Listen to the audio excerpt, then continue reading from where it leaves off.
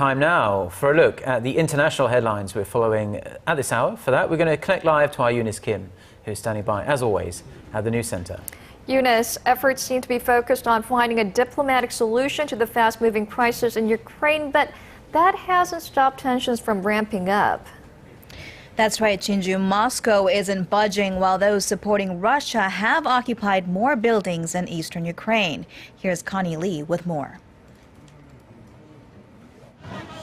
The unrest continues in eastern Ukraine. The deadline for pro-Russian protesters to leave Ukraine came and went with no withdrawal.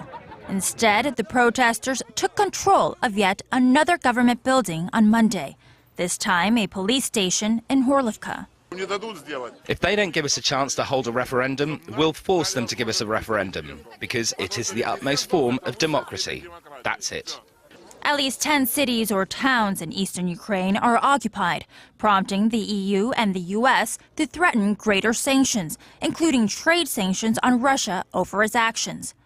The White House said it had urged Russian President Vladimir Putin to tell his pro-Moscow protesters to leave the occupied buildings in eastern Ukraine. Putin denies any interference in the region, but the West isn't buying it. There can't really be any real doubt that this is something that has been planned and brought about by Russia. The forces involved are well-armed, well-trained, well-equipped, well-coordinated.